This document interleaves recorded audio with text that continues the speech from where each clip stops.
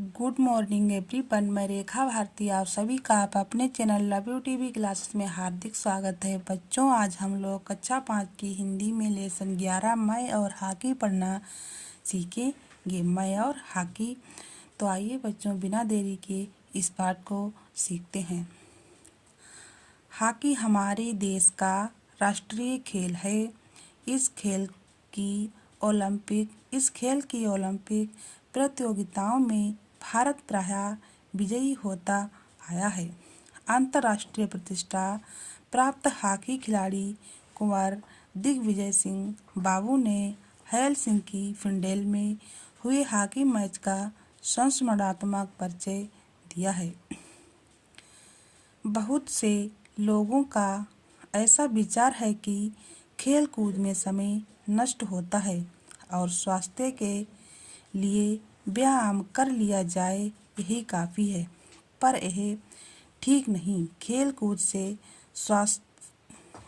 से स्वास्थ्य तो बनता ही है, साथ साथ मनुष्य कुछ ऐसे गुण भी सीखता है जिनका जीवन में विशेष महत्व होता है और जो व्यायाम से नहीं प्राप्त हो सकते, जैसे घमंड न करना, हारने में साहस न छोड़ना, दूसरे से चोट लग जाए तो उसे सहन कर लेना, विशेष ध्येय के लिए नियम पूर्वक कार्य करना आदि। लोग सफलता न पाने पर साहस छोड़ बैठते हैं और दोबारा प्रयास नहीं करते, परंतु खिलाड़ी ऐसा नहीं करता। हार के बाद भी वह प्रयास करता रहता है कि हारी बाजी जीत लेता है। दृढ़ संकल्प द्वारा अपने देश की सेवा का मेरा सपना उस दिन पूरा हुआ जिस दिन मैं हेलसिंकी फिनलैंड के मैदान में अपनी हॉकी टीम को अंतर्राष्ट्रीय ओलंपिक में जीत सका। उस दिन के जन गण मन का मधुर वादन आज कई वर्ष के पश्चात भी मेरे कानों में गूंज रहा है। यूं तो खेल मेरे सारे कुटुंब को प्रिय है, परंतु यह कहना भी आवश्यक है कि मेरे पिता स्वर्गीय राय बहादुर रघुनाथ सिंह खेल में विशेष रुचि रखते थे। मेरे पास बहुत सी तस्वीरों के साथ एक तस्वीर 2.5 साल की उम्र की है, जिसमें मैं हॉकी और बॉल लिए बैठा हूँ। मेरे खेल का प्रारंभ बाराबंकी में हुआ। मेरे बड़ों का कहना है कि कमाई का काफ़ी पैसा मेरे घर के मोटर, खाने का फाटक बनवाने में खर्च हुआ, क्योंकि वह हर महीने मेरी हॉकी की गेंद से टूटता था। कुछ ऐसी ही कहानी लखनऊ के कन्याकुब्ज कॉलेज में छात्रावास की दीवारें भी कहती हैं। मुझे ये आज तक ठीक से याद है कि जब मैं बाराबंकी से लखनऊ पढ़ने आया तो मेरे सामान में सबसे अधिक हॉकी स्टिक की महत्ता थी। अपने कॉलेज की टीम में खेलने का मुझे उसी साल सौभाग्य प्राप्त हुआ। सन 1936 में मैं दिल्ली के एक टूर्नामेंट में खेलने गया जिसमें देश के सुप्रसिद्ध खिलाड़ी मो हुसैन फुलबैक खेल रहे थे। उस दिन खेल पर मुझे एक सुंदर उपहार मिला। मेरा साहस और प्रयास बढ़ता गया। मेरी सदैव इच्छा होती रही कि किस प्रकार खेलूं कि जिससे इस खेल के सबसे उच्च स्तर पर पहुंच जाऊं। मैं किस प्रकार खेलूं कि जिससे इस खेल के सबसे उच्च स्तर पर पहुंच जाऊं। सन 1936-40 में मुझको अपने प्रदेश की ओर से खेलने का सौभाग्य प्राप्त हुआ कि मुझको अपने प्रदेश की ओर से खेलने का सौभाग्य प्राप्त हुआ। सन 1946-47 में मुझको पहली बार भारत की टीम की ओर से खेलने का अवसर मिला। उस समय पाकिस्तान और भारतवर्ष का विभाजन नहीं हुआ था। सन 1947 में सुप्रसिद्ध खिलाड़ी ध्यानचंद के नेतृत्व में मैं ईस्ट अफ्रीका गया और वहाँ स्थान स्थान पर कई मैच खेले और उनसे खेल के विषय में बहुत कुछ सीखा। द्वितीय महायुद्ध के पश्चात 1948 में मुझे लंदन में वर्ल्ड ओलंपिक में खेलने का सौभाग्य प्राप्त हुआ। इस खेल में पहली बार भारतवर्ष और इंग्लैंड दोनों ने अंतर्राष्ट्रीय हॉकी में भाग लिया। अब जब मैं ये लिख रहा हूँ तो मुझे ठीक से याद है कि लाखों की भीड़ में भारतवर्ष के थोड़े से आदमियों ने किस तरह से चीख चीख कर अपने देश का साहस बढ़ाया था। खेल के शुरू होने के थोड़ी देर बाद जब भारतवर्ष के खिलाड़ी अच्छा खेलने लगे और उन्होंने इंग्लैंड के ऊपर 2 गोल कर दिए तो अंग्रेज जनता भी भारतीय टीम की हर चाल की सराहना करने लगी। खेल समाप्त होने पर हम लोगों को वहाँ से निकलने में 2 घंटे से ऊपर समय लगा।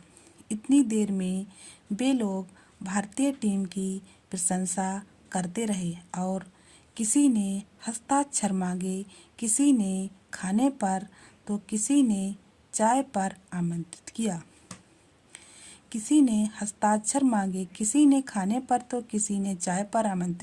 किया। सन 1952 में मेरी मनोकामना पूर्ण हुई। मेरे प्रयास तथा लगन को पुरस्कार मिला और मुझे भारतवर्ष की टीम का नेतृत्व करने का सुयोग मिला। इस बार ओलंपिक के खेल फिनलैंड की राजधानी हेलसिंकी में हुए। मैं एक अजीब परिस्थिति में था जहाँ एक ओर मेरी मनोकामना पूरी हुई, वहाँ दूसरी ओर इतनी बड़ी जिम्मेदारी से मेरा जी घबराने लगा। परंतु अपने गुरुजनों का आशीर्वाद लेकर मैं लक्ष्य की ओर बढ़ा। कुछ दैनिक पत्रों ने ये घोषणा की कि शायद इस बार भारत विजेता न हो, पर इन बातों से हम लोगों का साहस न छूटा। लगन अवश्य बढ़ गई। हेलसिंकी में बड़ी ठंडक पड़ती थी, इसीलिए 20 दिन पहले हम लोगों की टीम डेनमार्क की राजधानी कोपेनहेगन पहुंच गई। इसके पश्चात हम लोग हेलसिंकी पहुंचे। इस देश में एक अजीब बात है। गर्मी में वहाँ 20 घंटे दिन रहता है और 4 घंटे थोड़ा सा अंधेरा और रात।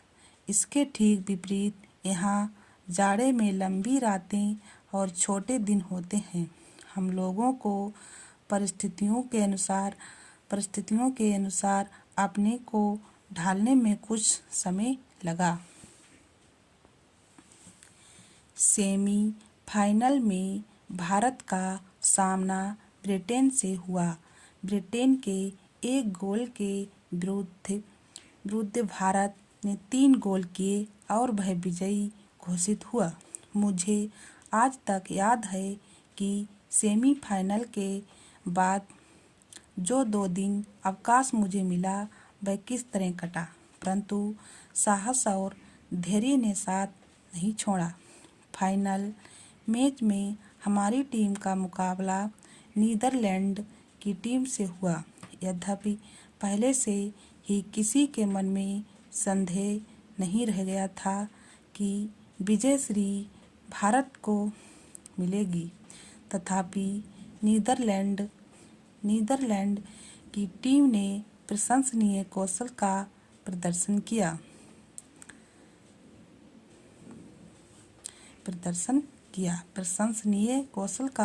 किया।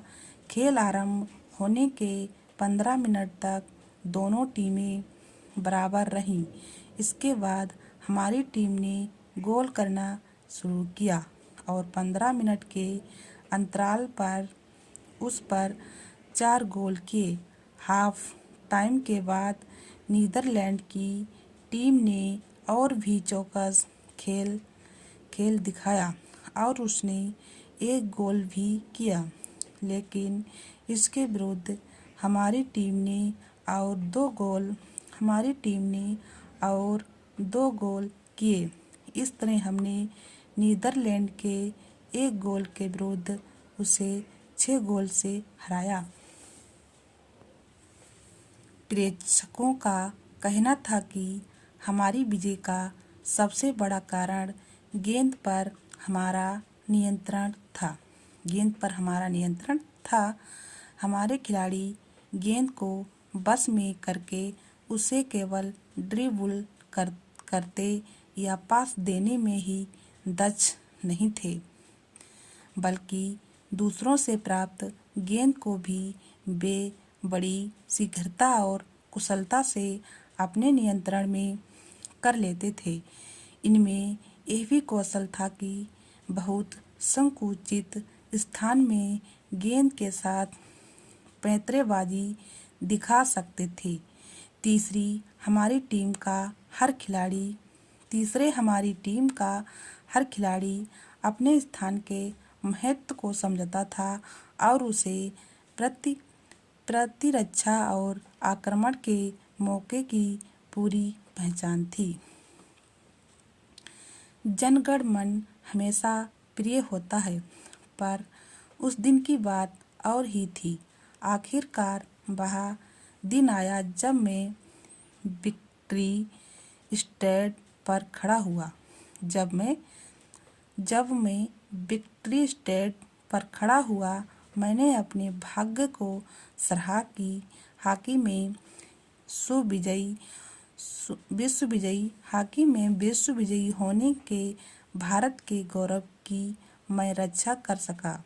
उस दिन मुझे ये विश्वास हो गया कि यदि मनुष्य अपना धैर्य और साहस न छोड़े और निरंतर प्रयास करता रहे तो वह अपने लक्ष्य को प्राप्त कर सकता है। स्वदेश लौटने पर मुझे पद्मश्री की उपाधि मिली, जिसे मैं अपने जीवन की अमूल्य निधि मानता हूँ। तो बच्चों, ये स्टोरी दिग्विजय सिंह द्वारा लिखी गई है। यह उनका जीवन परिचय दिया गया है, जिन्हें आप लोग लिखकर याद कर सकते हैं। तो बच्चों, स्टोरी को समाप्त करते हैं। स्टोरी आप सबको पसंद आए, वीडियो को लाइक, चैनल को सब्सक्राइब, बेल आइकन को दबाना बिल्कुल मत भूलना, क्योंकि आने वाली हर वीडियो का नोटिफिकेशन आप सभी को सबसे पहले मिल पाए। बच्चों, फिर मिलते हैं नेक्स्ट वीडियो में।